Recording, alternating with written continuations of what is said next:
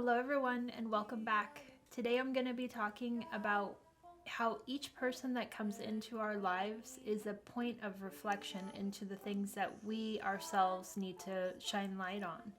And it's in those moments, even if they're uncomfortable, that we grow when we actually listen to them and go into them. And I'm going to share with you an example that happened with me going into my second ayahuasca ceremony and how it ended up really showing me a part of myself that I've probably have been denying for a long time. So if you're interested, keep on watching. Hello everyone, welcome back. I love that each of these week episodes is like picking up the phone and calling each of you to like open up a piece of myself and share with you things that happened to me in the last week. And it just feels like this ongoing conversation that really I just love. So this week I'm going to be talking about how each person that we come in contact with is an opportunity for growth in our own selves. And I'm going to explain to you what I mean by this and how this happened for me this last week, and ultimately showed me a piece of myself that I think I've been dodging for quite some time. So it happened in that one of my mom's friends is going through a hard time, and I know her, I've done a session with her, but I also know that energy is meant to work on its own, and it's meant to work with the person specifically, and that even if I get impressions and sometimes I'm not supposed to intervene in any way.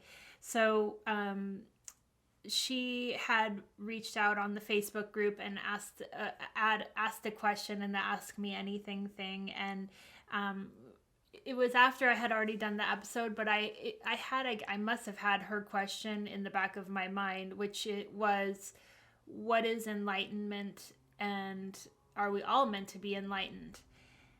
But I mean, I think some time had gone by, like at least a week or so, and I was at the beach with the dogs and listening to my a playlist on Spotify.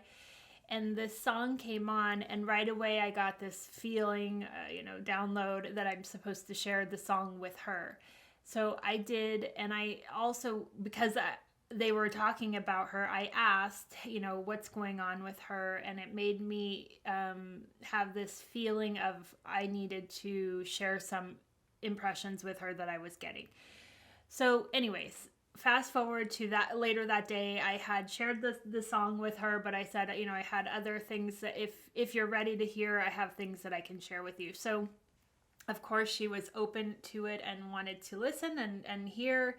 And so we spoke, and it's personal. I'm not going to go into that part of the story, but what we were talking about, I ended up sharing another download that I got the day before, which was that another one of my mom's friends, they're having a very hard time. Her brother, who is a retired person, in the last week, murdered his wife and then shot himself. And so my mom had shared that information with me and a couple other people, and it was weird because it was through a text, and I remember not really I didn't want to respond to it because, I mean, what could you possibly say to that, right? And then it was like, all of a sudden I got a download of what my response should be in this particular situation, which was, we're going through change right now, and that change can either feel like you're floating through it, or it can be very dense and very difficult. And there are so many different notches in between those two, right? But each of us is going through the process that we need to go through in order for our souls to grow in this school, right? In this time. And so the download was, would you be mad at a child for not yet knowing how to read? And of course not, because it's a child and you can't be frustrated when they just haven't learned it yet. And so the message was that instead of having like this judgment on what this friend of my mom's brothers did, that we have to hold space and hold compassion for where every one of us are in this process right now. And like I feel this every day, is that I can see some that have work to do and things that they need to like understand in their own lives and like almost accept in their own lives. Like, I'm not saying that every person is here to awaken, but if you are living your life kind of like with your head in the sand, yeah, this time is probably feeling the most uncomfortable for you, because you're looking at your life and saying, is this what life is? Why am I working this job when it doesn't make me feel good? Or why am I in this relationship if it doesn't make me feel good? And all of these things are to say that it's highlighting these things in ourselves right now for everyone. And if you've lived a life, like in this case of this couple, they had from the outside an amazing life. They were retired. They, obviously they didn't have their own children, but they had, family around them. But the brother had taken a turn for the worse because of the political spectrum that is happening in the U.S. And it obviously, I mean, we're in June right now, so it's not been that long that the political environment has shifted. And I don't know exactly the story, but apparently felt like disillusioned by a lot of the things and got to a point where he couldn't handle it anymore. But the message was, why are we judging where he's at? I mean, obviously, it's not okay to murder another soul or another person. So that is something separate. But the point was, all we can do is bring love to his sister, who is the person that we actually know, and make sure that she's okay going through this grieving process. But the rest of it is all holding the space that we each are so uniquely different and experience things so uniquely different. And they basically were saying that, would you judge a child that doesn't know how to read yet? No, because you understand that there is a process to evolve in yourself. And in the case of this person or any other person that's going through hard times right now, it's honoring that that's where their soul growth is at, and not passing judgment or trying to change them or wake them up to what we believe reality is. Because that's like telling somebody, like, look, why don't you understand what this word says? And yet no one's taught them the word, and no one's taught them how to sound it out, and no one, it all is a process, and we are all here to be in this process, which is why this is like Earth School. So anyways, I was telling this other friend this story, and she said, why do you keep doing that? And I said, what? And she said, you keep separating yourself. That's really insightful information, but why are you separating you from what you know? And I was like, because it was a download. And she was like, you need to stop doing that. So in that moment, it made me think, here I'm thinking that I'm trying to help her out. And yet in this moment, she like saw right to the point of me, right? So that's when I say anyone can bring you insight into your own life, like when you least expect it. It could be anyone, right? So then it made me have a conversation with Richard, because something in what she said in that moment made me think like, there's something I have to examine here. I need to get to the bottom of it. And so I had the conversation with him, and I asked him, essentially, when I do that, I'm saying that these downloads, these, I don't know if impressions or messages, I always say they're not me. Even the records, I always am saying this is what they said, right? But ultimately, who is they? And the reason I always have thought they were separate is because it's always stuff that is higher or more profound than my particular mind in this life. So I know it doesn't come from me because my personality didn't know that before, right? Would have never come up with that. So then that's why I create the separation. But therein lies the rub, is why is there a separation? And so that's what Richard and I were talking about, is that I allow, and I almost have widened the gap between myself and these things, right? These messages, because again, subconsciously, my ego is not wanting to be that, right? Like I am holding back from being me and what all of, let's say, me is.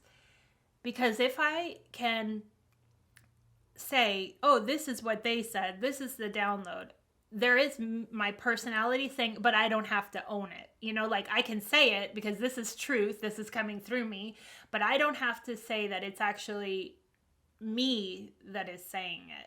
I don't know if that makes sense. So I was talking to him about it, and he was like, yeah, I totally see you doing that. And I see, like, in a way, it's like you aren't owning who you are. It's easy for you to say the truth and then step away from, but she said, but I didn't say it, they said it. And another thing that I noticed that I do, and other people have called me out on, is that I'll say first, I know this sounds crazy, but, and then I give the download. And my friends have said to me, stop doing that. Why are you putting yourself down before you say what the thing is that you need to say?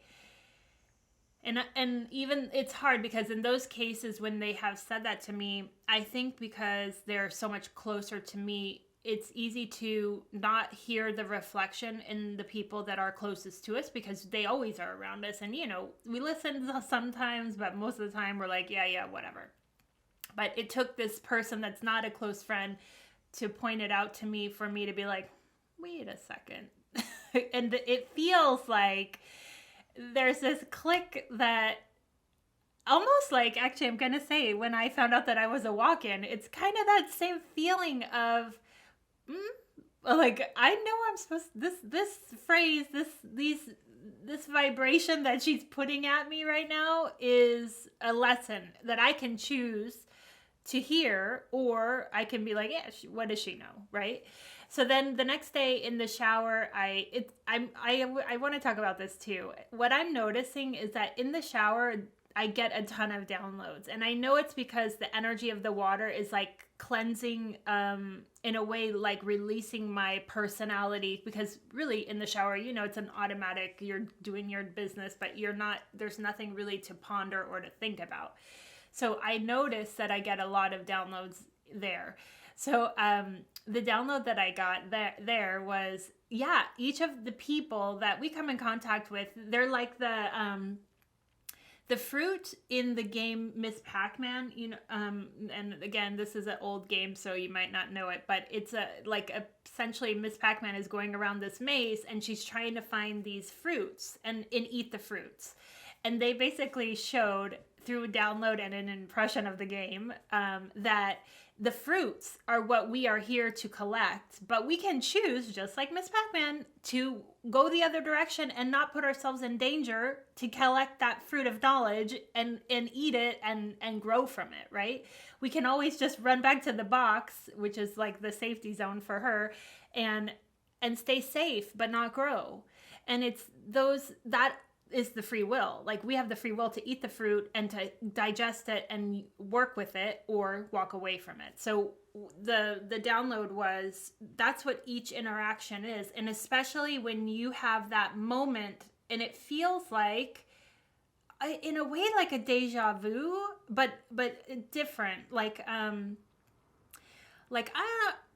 I know that this question, this whatever, to me feels like I need to pay attention to it. It's weird. And I would say that in the sense that if it's something that keeps repeating, like in the case of this one, it had been repeating in the last month or so quite a bit. but like I said, the people were too close to me for me to really hear it. So what I think happened is then Spirit was like, okay, we're going to show someone that doesn't really know her that well. We're going to see what happens if someone outside of her, daily life also points it out.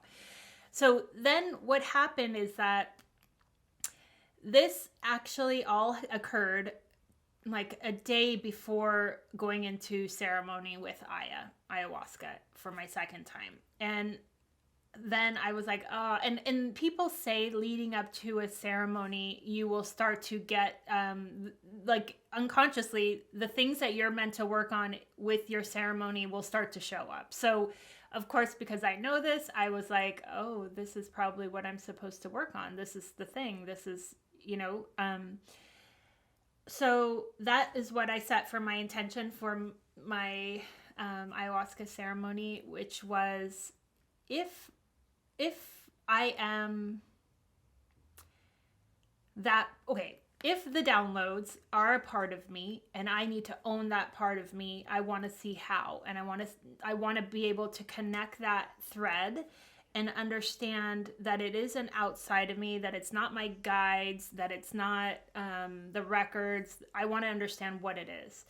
And but before going into the ceremony, I do want to say that me personally, and this may be controversial, I've never identified with the idea that we have spirit guides. And by that, I mean, not that we don't have guides always around helping us. I believe that. But I don't believe in us needing to name them and have personalities for them has always, for some reason, just deep inside of me felt like limiting them because they're not human. Why would we choose to make them human-like when it's so much vaster than that, right? So what I feel is that I have never asked for names or asked for, genders or where they're from. I don't do that because I feel like it's so much bigger than what my mind wants to label it as. So I'm saying that because I want you to know, going into this, I already felt like it's bigger than a guide. And that's why when I say I get the download, because it feels like a download, like it's like I've told you guys, it's like a package that comes into my mind and it just like blossoms, and slowly I'm like, oh, I get it. But like I never have felt like there's a particular personality that delivers those packages, and being that way, I mean, like, they're not even delivered in English or our language. It's like a telepathic just knowing. It's not like someone's speaking to me so I can then say, oh, you kind of have this personality because you're talking to me like that. So, okay, going into my ceremony, that's where I was coming from. And I set my intention of, I want to understand. If I am supposed to be one with the downloads, one with the messages, I want to understand what that means and show me, So, oh my gosh. It was the first night. It was a wild ride, and they got right. It's interesting, like I said, when you know what your intention is supposed to be with Aya, and it aligns with what she wants to show you, it was an intense roller coaster to help me understand what this means. So the way it was shown to me is that, firstly, when I think I might have mentioned this in my first experience with ayahuasca. At the end of the night, I looked down into the ground and I wanted to see what Mother Gaia looks like. And I was shown like these kind of gears, and it looked like Mother Earth is actually machine. Like, it's not like what we think of as the layers of what physically is there. It is a literally living, breathing machine. So the first thing that I saw in this second ayahuasca experience was that they brought me back to the space of being inside of Mother Earth. And I knew that because I could, again, see the machine of it and feel like, okay, I know where I am. I understand this is Mother Earth.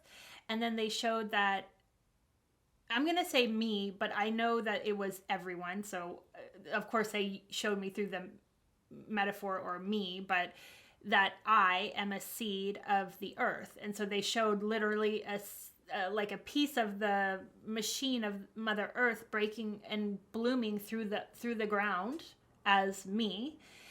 And I was like, oh, because I have conflicting thoughts in my mind about that. I definitely believe that we are cosmic and that we come from a myriad of different planets. But what they were showing is that actually we are actually a seed of this planet in this incarnation. So I remember kind of like, again, this is all telepathic happening, but it's like you're having a deep conversation with something, with Aya, with yourself, I believe it's your higher soul personally.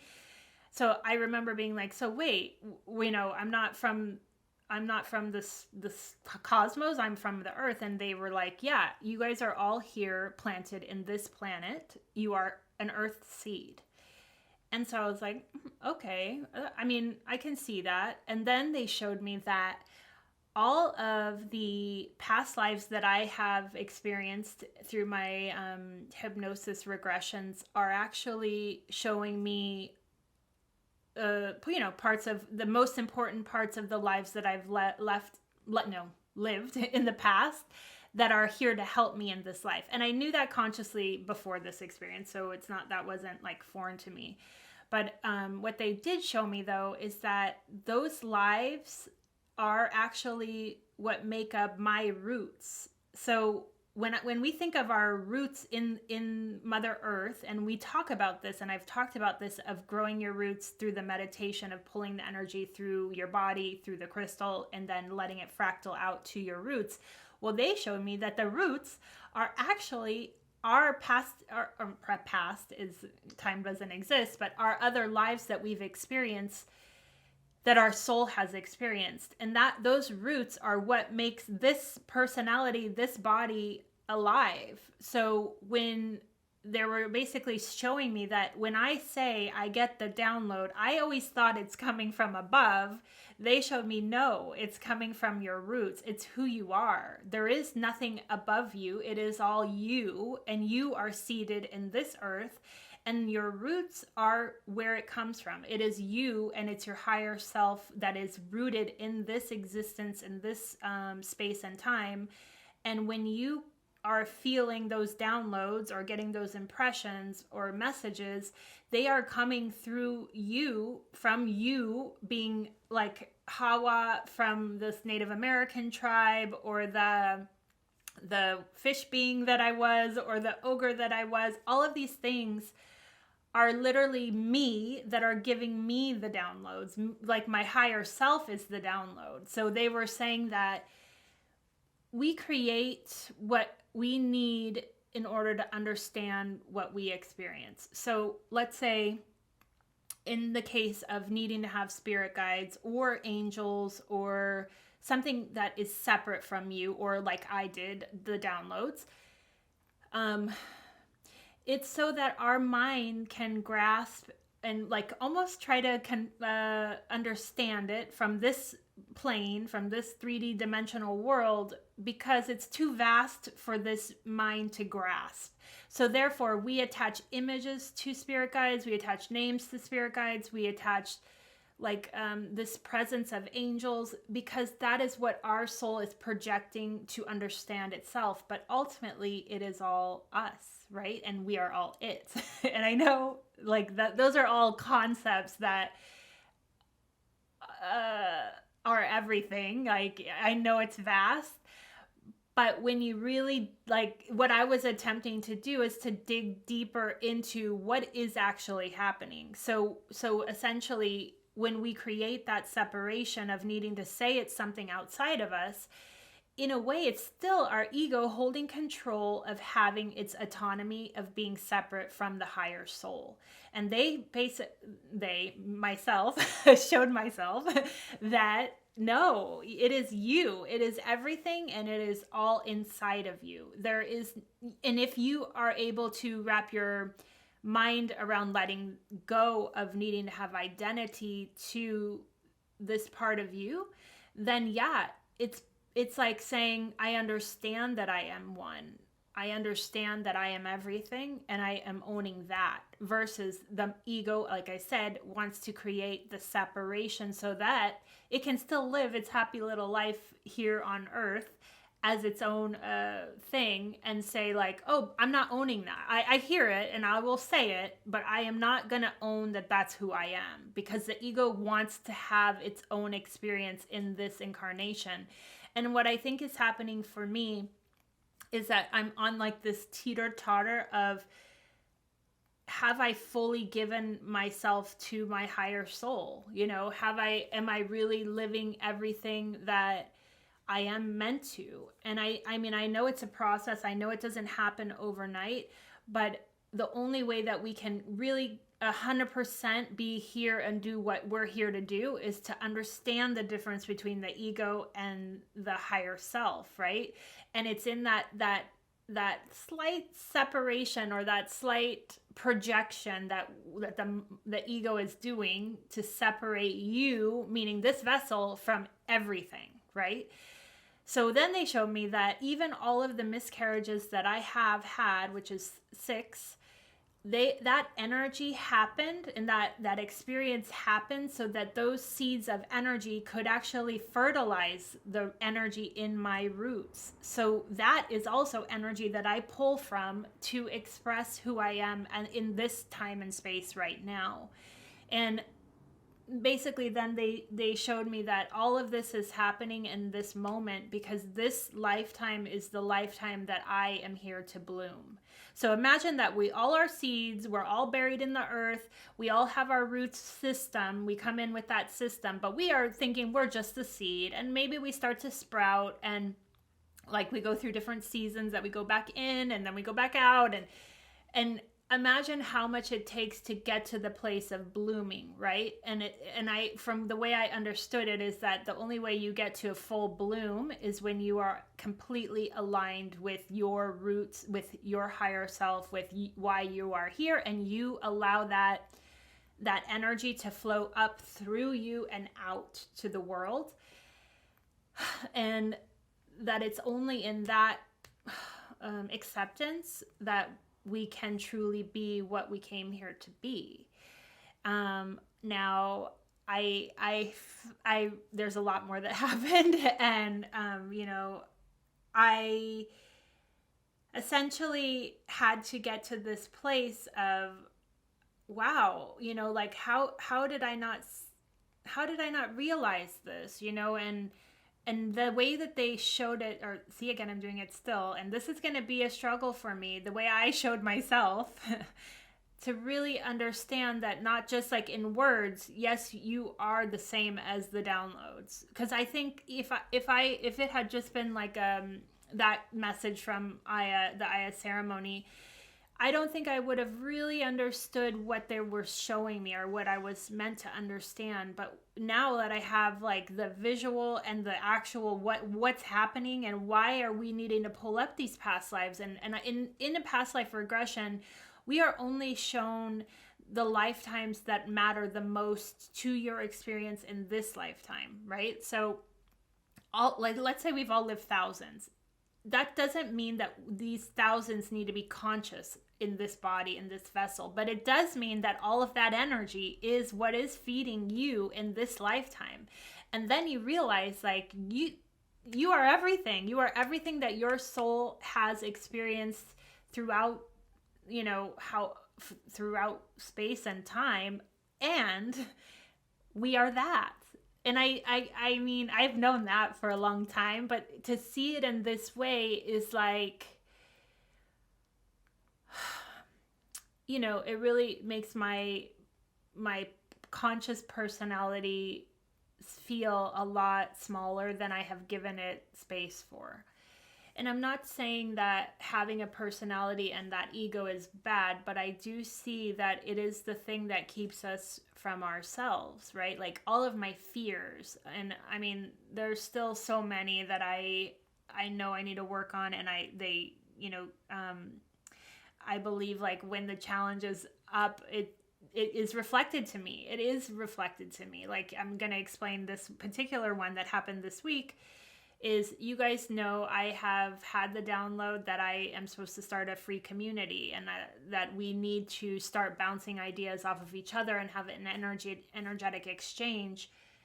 So I know that it's time to start the group, but my personality has been afraid, because what does that mean? For me, even if I say, this isn't about me teaching, it's about us exchanging, right? It's a web. It's creating a web of community.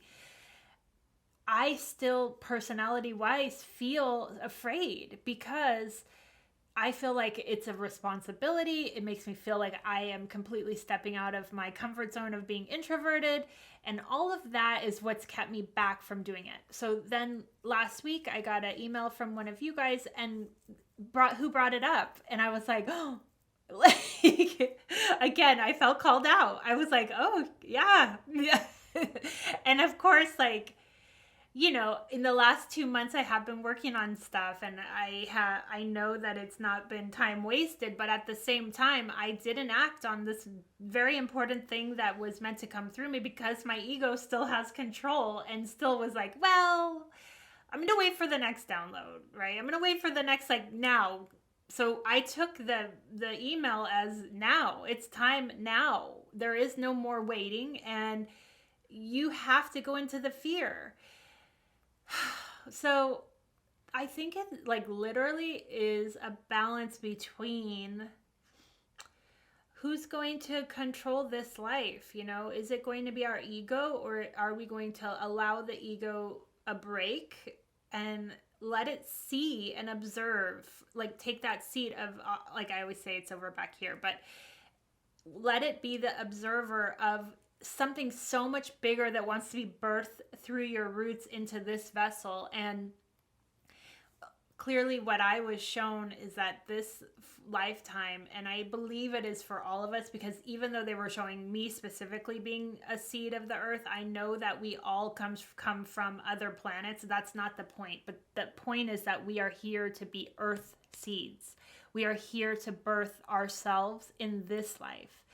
And yes, there are many simultaneous parallel lives happening at the same time, but consciously at this moment, the only way that we can bring our gifts out into this lifetime is by allowing and sinking into who you are, which is an earth seed. Yeah. So I am still grasping all of that, but in a way, it feels like such deep truth that I see it, you know, and I can see now how important all of the grounding and all of the things that have come through in little bits of downloads have been like a lead up to understanding why it's so important. And, you know, I think that we are only able and only get the information from ourselves when we're able to comprehend what we're receiving. Because I know that had my mind not been ready to investigate am I creating separation between myself and divine oneness, then I wouldn't have understood what I received with Aya. So yeah.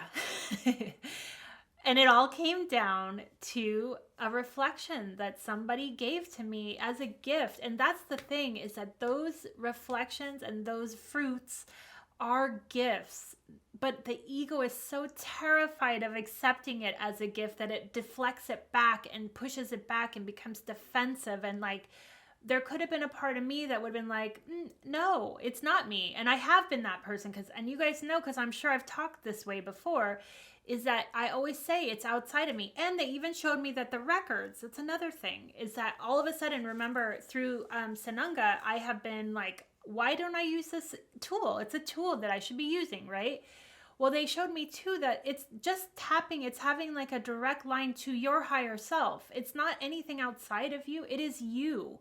So even when I read it, I ask the records a question and then I read you guys what that response is, they said it's my higher soul's response, and that higher perspective of myself can see things that my personality cannot. So it is something outside of me in that aspect, but it is me. And I need to realize that anything that we can get through these ways of communicating with our higher selves, and again, there are so many modalities to do this, but ultimately it's owning it as you. There is nothing outside of you, and you are only able to, you're like tapping into that thread of energy that is you. That's what's happening. It's not a guide outside of you. It is not...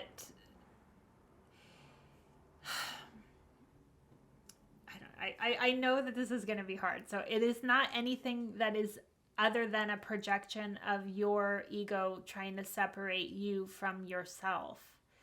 And I am saying that with the most love and compassion, because look, I'm almost now 2 years into this, and this just has now come up for me. But I think that the reason that it came up is for us to become even more aligned with who we really are, and not give credit to things outside of yourself. And even like, I think I've talked about this before. I'm sure I have. I cannot recommend enough to learn how to get into your own records, which is ultimately your higher soul's words, right? Because then there is only truth in that. No one outside of you is telling you this is what they're saying. And then the more comfortable you become with that voice, like, remember in the episode that I did, I think it was where I was channeling the questions from you guys, and I was like, God, this is really hard. This is like tough love. That's because my personality is here for love. Like, my ascending sign is Libra, and I see that in myself. I am the peacemaker. I don't like conflict. I love love. And my higher soul is not that it's not love, but it's truth. And it looks at what are they capable of understanding, but truth. There's no sugarcoating it, where a personality wants to keep friends and wants to keep people happy, and like, there's all these things that are happening conditioning wise that we don't even are not even aware that we do, right? And what I feel like they're trying to show me specifically is that I need to allow the higher self of me center stage, and owning that part of me, and stop with the separation. Okay, so all of that is through a reflection. So, like, really open yourself up. Open it up to anyone that has some kind of message. Because what they showed me too is that literally energy works through people. It takes into consideration, okay, I'm going to plant this first with, let's say, Richard. He's going to tell her first, but if she doesn't hear it, then I'm going to plant it with her friends, and her friends are going to tell her second. And then if that doesn't work, then I'm going to have this person that is like so many people removed from you that you have no choice but to own it. Because now it's 3 different times that you need to like soak it in. And sometimes that's what it takes. And there isn't a judgment, because yeah, there's no judgment in it, but try to listen with your heart open, and try to see, like, all of these people are reflections of love for you. They're all like in their unconscious self, their higher self, rooting for you and wanting you to make that next big breakthrough.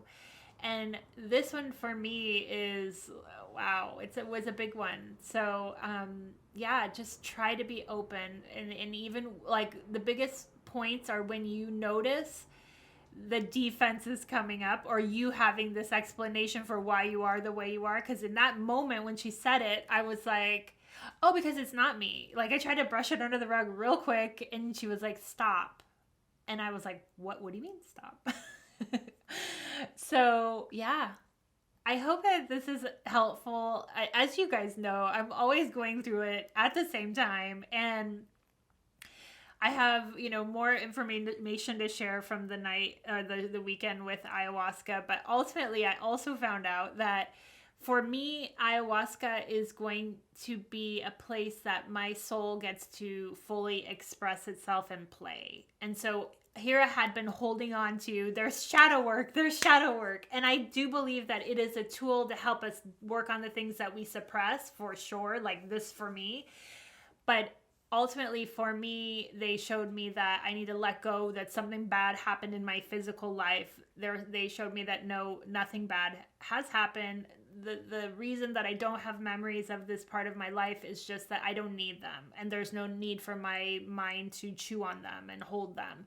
But that why I'm being called to Aya is that my soul wants to play. It wants that playtime, and it wants that freedom to communicate with me without my ego being in play, you know. And I guess if I go deeper into that, it's that I am not giving enough time to my higher soul, or they want to be able to show me in a myriad of ways, not just in downloads, but because for me it's visual,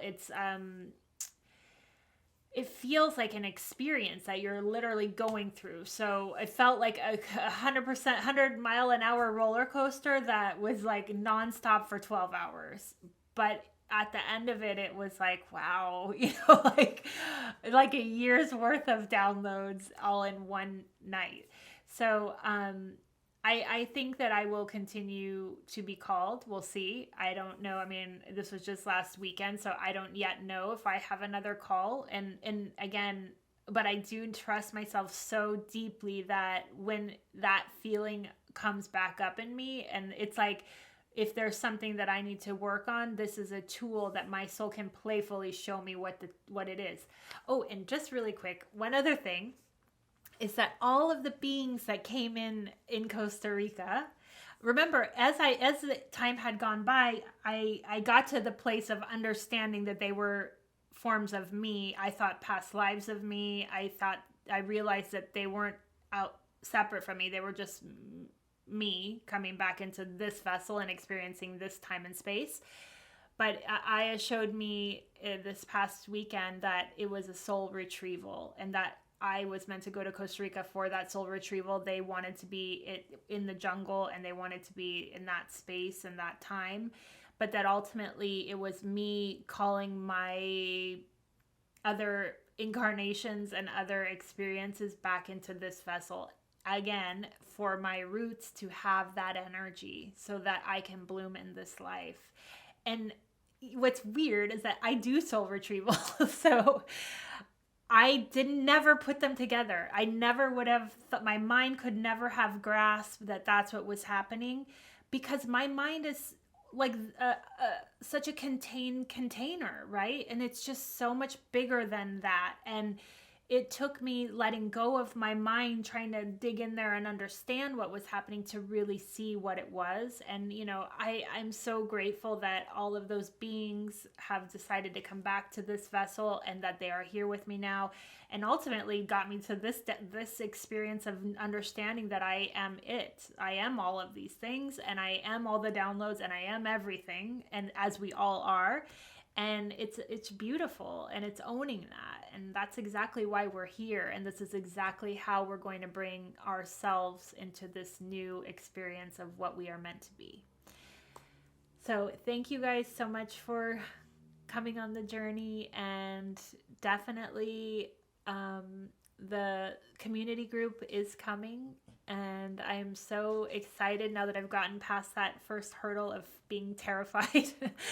I am so looking forward to opening up the space and having the web of all of us as one. So thank you guys so much for being here, and I love you. If you haven't already, don't forget to subscribe below.